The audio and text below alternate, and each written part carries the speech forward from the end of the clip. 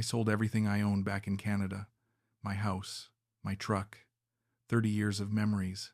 I sent every penny to a woman I thought I loved. She promised me paradise, a beach house in Palawan, a future together. I believed every word, and then one day, she just disappeared. My money, my dream, my future, gone. I'm staring at my laptop screen in my Edmonton apartment, the blue light washing over my face in the darkness. It's February, and outside my window, the temperature has dropped to -25. I can see my breath even with the heat on.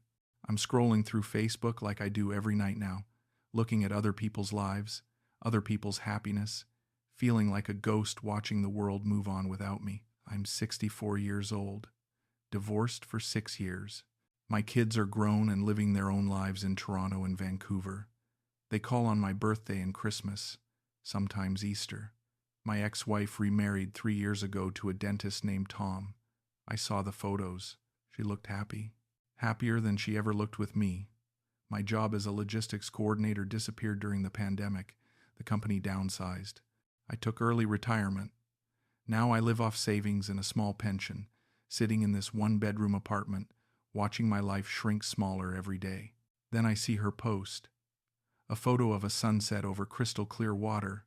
The sky is on fire, orange and pink and gold, reflecting off the ocean like liquid metal. Palm trees frame the edges.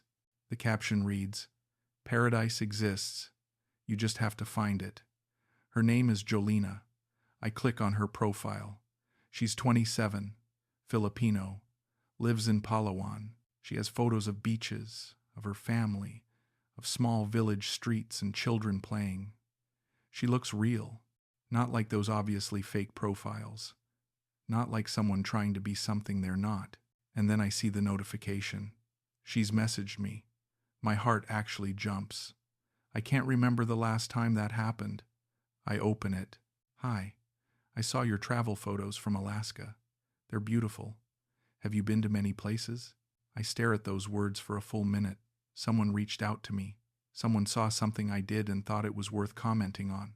Those Alaska photos are from 10 years ago, back when Susan and I were still trying to save our marriage with a cruise. It didn't work, but I kept the photos. I typed back, "Thank you. That was a long time ago. I don't travel much anymore." She replies almost immediately, "That's sad. The world is so big. Why did you stop?" Life got in the way, I guess. Life should never stop you from living. Something about that sentence hits me. I find myself typing more. We talk for an hour that first night, then 2 hours the next night, then every day. Morning messages, afternoon check-ins, long conversations before bed. She tells me about her life in a small village near El Nido, about her mother who's sick with diabetes, how expensive the medication is, about her dream of opening a small guest house for tourists someday, a place where people can feel at home, far from home. "What's it like there?" I ask her one night. "The cold, I mean. We don't have winter here. I can't imagine it. It's lonely," I tell her. "Everything freezes. Everything stops. You stay inside and wait for it to end." "That sounds like how I feel sometimes," she writes back, "like I'm waiting for something to start." I understand that feeling. God, I understand it so well. She asks me about Canada, about snow, about what maple syrup tastes like, and if I've ever seen a moose. I find myself laughing at my screen. When was the last time I laughed? She tells me about growing up near the ocean, about learning to swim before she could walk, about the taste of fresh mango picked right from the tree. She makes her world sound like magic, and slowly, carefully, I start to feel something I thought was dead: hope. She messages me one morning. "I like talking to you. You make me feel like the world is bigger than my village." I type back, "You make me feel like I'm part of the world again." And I mean it. For the first time in years, I mean something. 3 weeks after that first message, she asks if we can video call. My stomach twists. I've seen her photos, but this is different.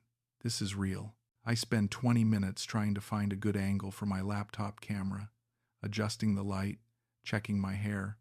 I'm 64 years old and I'm nervous like a teenager. When her face appears on my screen, I forget how to breathe. She's beautiful. Not in that untouchable way, but in a way that feels warm and real. Her smile is slightly crooked. Her hair is pulled back in a messy ponytail.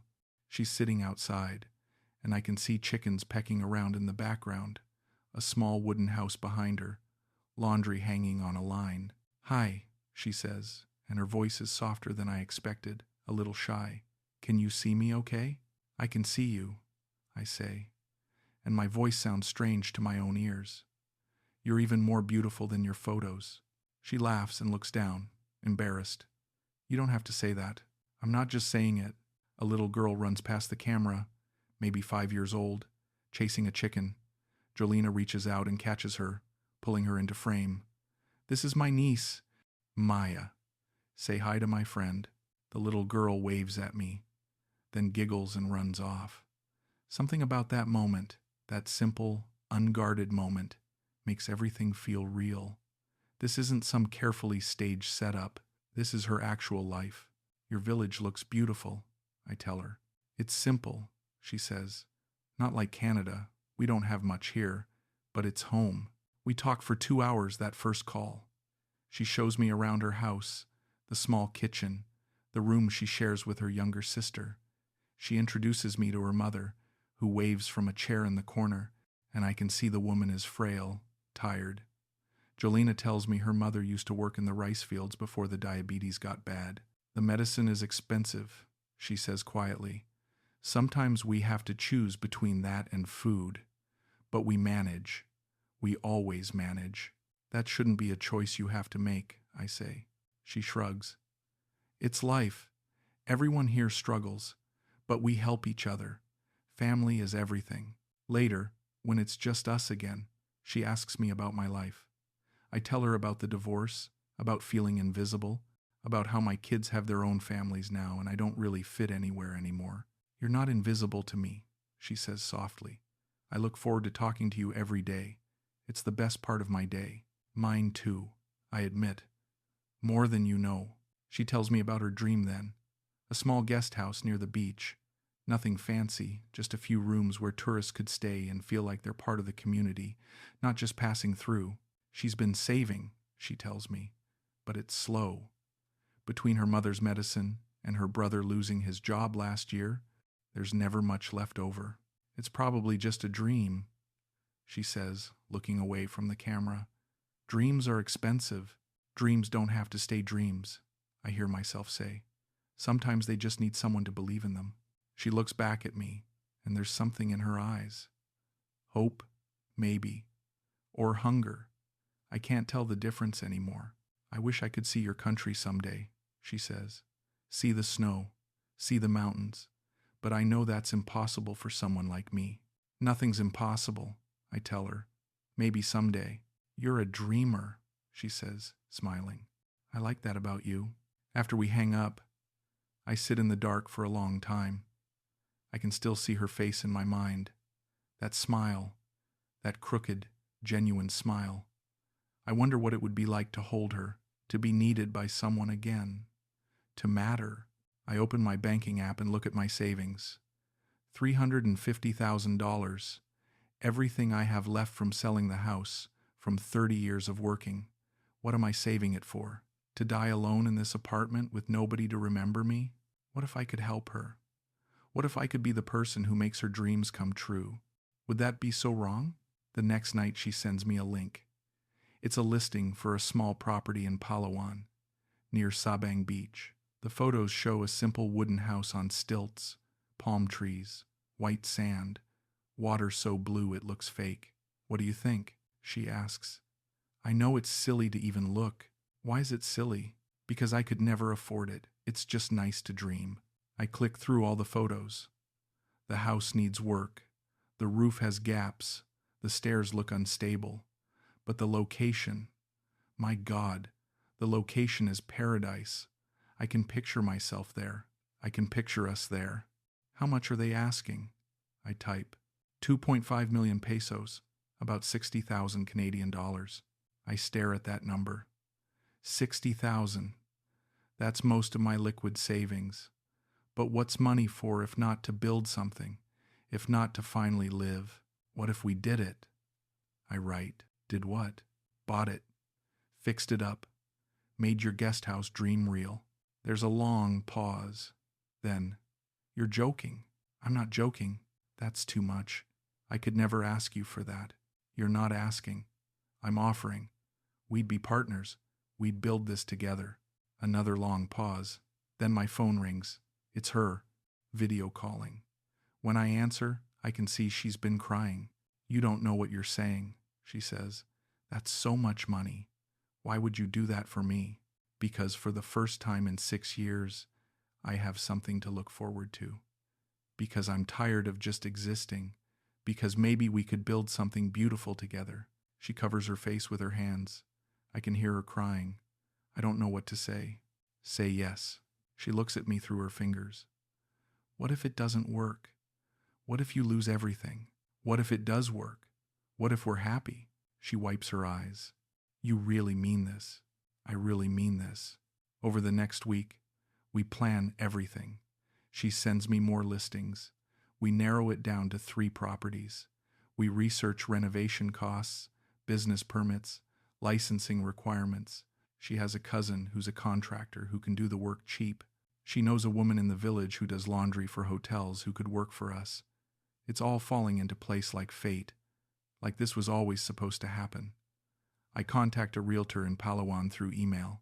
He confirms the property is legitimate, sends me official documents, transfer forms. I start the process of selling my condo. It's paid off, bought 15 years ago before the market exploded. My realtor says I can get $320,000 for it, maybe more. That's enough for the property, the renovations, and my move to the Philippines. I research visas. The retirement visa is easy if you're over 50. All I need is proof of pension or savings, a health certificate, and a clean background check. This is really happening, Jolina says on our call one night.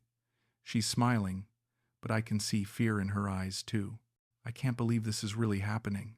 Believe it, I tell her. In 6 months, we'll be sitting on that beach together. I've never been this happy, she whispers. Thank you. Thank you for believing in me. My daughter calls that weekend. How are you doing, Dad? She asks. It's her checking in call, the one she makes once a month out of obligation. I'm good, I tell her. Actually, I'm great. I have some news.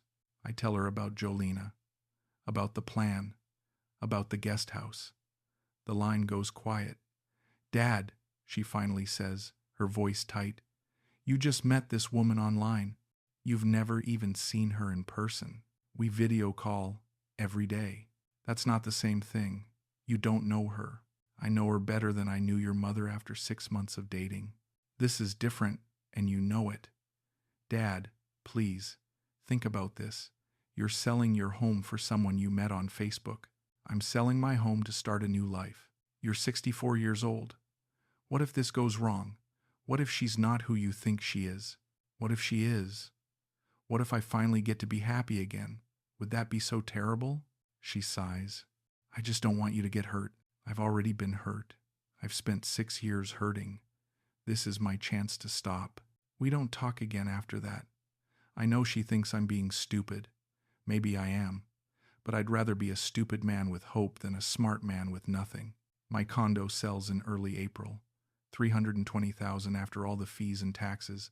I wire Jolina $30,000 right away. She needs it to secure the property and start the initial work, she explains. The seller wants a deposit to take it off the market. I sit at my bank, filling out the international transfer form, and my hands are shaking. This is real money, real risk. But I think about her smile. I think about our future. I sign the form. She calls me 2 hours after the money arrives. I can't believe you did that. She's crying. I'm holding the receipt. The property is ours. We did it. We did it, I repeat, and I feel something enormous in my chest. Pride, maybe. Purpose. She sends me photos over the next few days. Workers clearing brush from the lot, building materials being delivered, stacks of lumber, bags of cement, coils of wire. She sends me receipts for everything. I see the numbers. It's all legitimate. It's all real. I book a flight for late May, 6 weeks away. I'll fly into Manila, then take a smaller plane to Palawan. She'll meet me at the airport. I've never been so excited about anything in my life. But then things start to shift. Small things at first. She doesn't message me one morning. When she does, it's just, sorry, busy with the build. No heart emoji. No miss you. I tell myself she's stressed. Managing construction is hard. I call her that evening. It rings 6 times before she answers. Hey baby, she says. But she sounds distracted. Everything okay? Yeah, just tired. Lots to do. Can I see the progress? Can you show me on video? The internet here is bad today. Maybe tomorrow. Tomorrow comes. No video. I message her. She responds 4 hours later. Sorry, so busy. We'll send photos soon. The photos come that night. The house looks different than I expected. Smaller. The frame is up, but there's no roof yet. Just bare wood and open sky. It's coming along, she writes. Slower than I wanted, but we're getting there. Why is it taking so long? Construction here isn't like Canada. We have to wait for materials. Wait for good weather. You have to be patient. I'm patient. For a week. Then another. Her messages get shorter. Her calls get rarer. When we do talk, she sounds exhausted. I'm doing this all myself, she tells me. Dealing with the contractors, buying materials, managing everything. I wish you were here. Soon, I promise. Just a few more weeks. One night I call her, and a man's voice answers, Hello? My blood goes cold. Who is this? There's a pause. Muffled sounds. Then Jolina's voice. Baby? Sorry. That was my cousin. He's helping me with the build.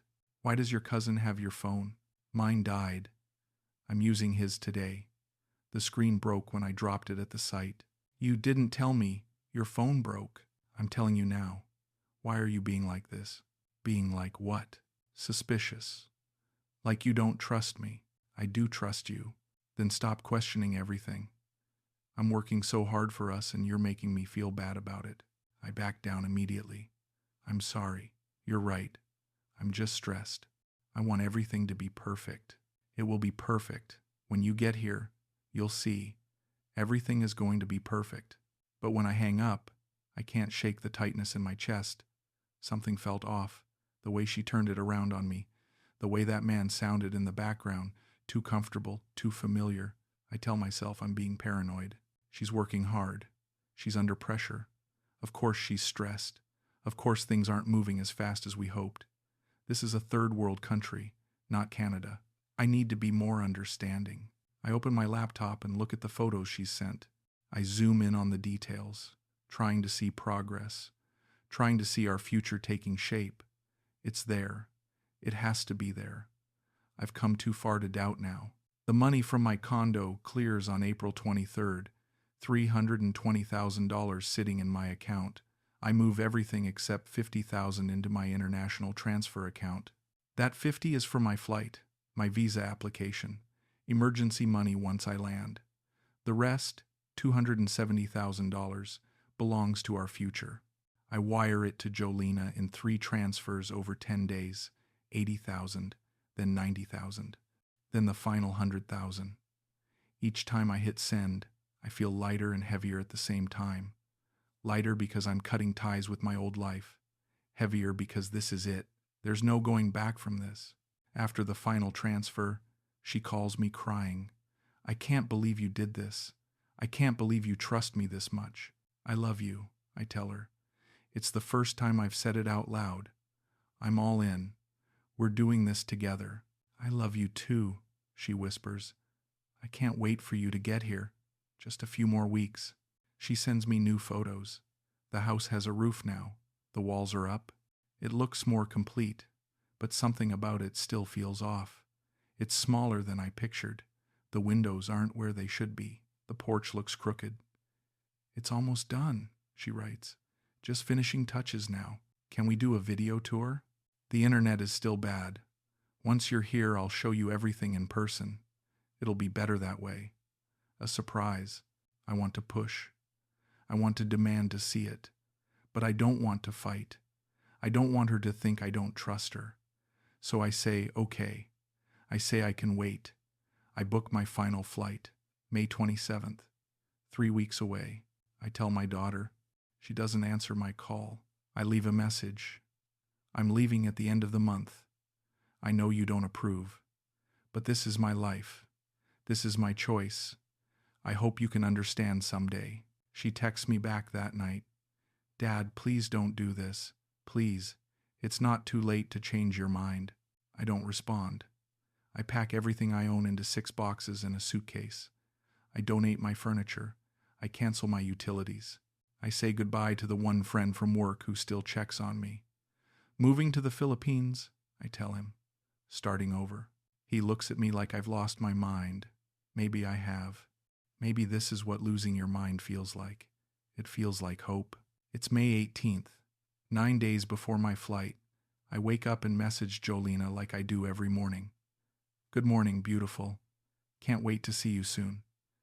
The message shows delivered, but no response. I wait an hour, 2 hours. By lunch, I'm worried. I call. It rings and then dies. I try again. Same thing. I open Facebook. Her profile won't load. I refresh. Still nothing. I search for her name. No results. My hands start shaking. I open WhatsApp. Her last seen was yesterday at 9 p.m. I message her there. Baby, are you okay? I'm worried. The message sends. 1 gray check. Not delivered. I stare at my phone for 6 hours straight. I don't eat. I can't eat. My stomach is a knot of ice. By evening, I'm calling every number I have for her. The phone she was using, her old number, everything. Nothing goes through. I message her on Facebook Messenger, Instagram, every platform I can think of. Everything bounces back or shows error messages. On the 3rd day, a message comes through. Unknown number. Stop calling her. I almost dropped my phone. Who is this? I type back, my fingers numb. Where is Jolina? Her boyfriend. She doesn't want to talk to you. The words don't make sense. I read them 3 times, 4 times. That's not possible. We're together. I'm moving there. We bought a house. You didn't buy anything, old man. She played you. You fell for it. No. No, this isn't real. Put her on the phone. She's done with you. Stop messaging. Stop calling. Move on. I call the number. It rings once, then disconnects. I call again. The number is no longer in service. I sit on the floor of my empty apartment, my back against the wall, and I can't breathe. My vision is tunneling. I think I'm having a heart attack. I call the Canadian Embassy in Manila. It takes 40 minutes to get through. I need help. My fiancé in the Philippines. Something's happened. I need to find her. The woman on the phone is patient but firm. Sir, we can't get involved in personal disputes. If you believe a crime has been committed, you need to file a report with local police. I sent her money, a lot of money, for a property in Palawan. Do you have documentation, deeds, transfer receipts? She has all of that. She was managing everything. Then you'll need to contact a lawyer in the Philippines. We can provide a list of English-speaking attorneys, but we can't intervene in civil matters. I hang up. I pull up every photo she sent me of the property. I run reverse image searches. Nothing comes up. I search for the address she gave me. It doesn't exist. The property listing she sent me, I find it on a real estate site, but it's been sold 2 years ago to someone else. I open my banking records, $270,000, gone, sent to account numbers I can't trace, converted to pesos, withdrawn as cash, vanished. I spend the next 2 days in bed. I don't shower. I don't eat. I just lie there replaying everything. Every conversation, every promise. Every time she said she loved me. I see it all differently now. The sick mother, the broken phone, the cousin, the delays. It was all a script, and I read every line exactly how she wanted me to. On the 5th day, I force myself to get up. I cancel my flight. I don't get a refund. I call my daughter. You were right. I tell her voicemail. About everything. I'm sorry. I sign a lease on a 1-bedroom apartment in a part of Edmonton I've never lived in. The building smells like old cooking oil and the carpet is stained, but it's $900 a month and that's all I can afford now. I have $48,000 left. My pension is $1,200 a month. If I'm careful, if I don't spend anything extra, I can make this work for maybe 5 years. Then I'll have to figure out something else. My daughter calls. I don't answer. She calls again. I let it go to voicemail. Dad, please pick up. I'm worried about you. Just let me know you're okay. I text her back. I'm fine. Need time. She shows up at my apartment 3 days later. I don't know how she got my address. She probably called the landlord, used that teacher voice she has, the one that makes people listen. I open the door and she just stares at me. Jesus, Dad, I'm fine. You're not fine. She pushes past me into the apartment. There's nothing in it except a folding chair, a sleeping bag on the floor, and my laptop. Where's your stuff? I got rid of it. For the move. The move that's not happening. Yeah. She sits down on the floor because there's nowhere else to sit. I stay standing. How much did you lose? Most of it. Dad. I know. What are you going to do? I don't know. She's crying now. My strong daughter who never cries. Why didn't you listen to me? Why didn't you wait? Why didn't you let me help you?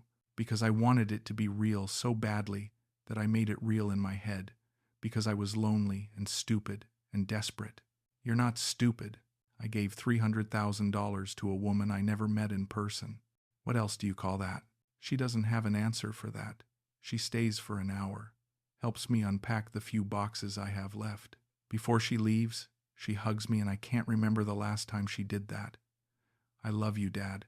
We'll figure this out. But there's nothing to figure out. The money is gone. The dream is gone. I'm 64 years old, starting over with nothing. I get a job at a hardware store, part-time, minimum wage, helping people find screws and paint. My coworkers are kids in their 20s. They call me Pops. I smile and pretend it doesn't cut me. At night, I sit in my apartment and scroll through the messages. I've read them 1,000 times, looking for signs, looking for the moment I should have known, but there is no single moment. It was all of them. Every sweet word, every photo, every I love you. It was all designed, all calculated. I was a mark, an old lonely man with money and hope, the easiest target in the world. One night a message request pops up on Facebook. A woman I don't know. Are you the man who sent money to Jolina? My blood turns to ice. Yes. I'm sorry to contact you. My husband did the same thing 3 years ago. She took everything from him too. He killed himself 6 months later. I stare at those words until they blur. I'm sorry. I just wanted you to know you're not the only one. She's done this before. She'll do it again. The police won't help. They say it's a civil matter. There's no justice. I'm sorry. She sends me a photo. It's the same house, the same beach, the same dream. Different man, same ending. I close my laptop. I don't respond. What is there to say? I think about her husband, about 6 months later, about killing himself. I understand that impulse, that desire to just make it stop, the shame, the rage, the complete destruction of self-respect. But I don't do it. I don't know why. Maybe I'm too tired even for that. I open my laptop on a Sunday morning. The hardware store is closed. I have nothing to do, nowhere to be. I navigate to Facebook and search for her name one more time. Her profile is still down. Or maybe she blocked me so completely I can't even find her. I open a new message anyway. I don't know if she'll get it. I don't know if she'll read it. But I need to write it. Not for her, for me. I type, I hope you got what you wanted. I hope it was worth it. I sold everything I had because I thought you loved me. 30 years of building a life. Gone in 3 months because I believed every word you said. Every smile. Every promise. Every I love you. I thought we were building something real. I thought I was going to spend the rest of my life with you. But I wasn't building anything. I was just paying for your life while you destroyed mine. I don't hate you. I wish I did. Hate would be easier. What I feel is worse. I'm angry at myself for being so blind, for wanting it so badly that I ignored every red flag, the delayed messages, the broken phones, the cousin who answered your phone, the property photos that never quite matched up. I saw all of it and I explained it all away because I wanted to believe. Because I was lonely and you knew exactly how to use that. You didn't just take my money. You took my last chance at happiness.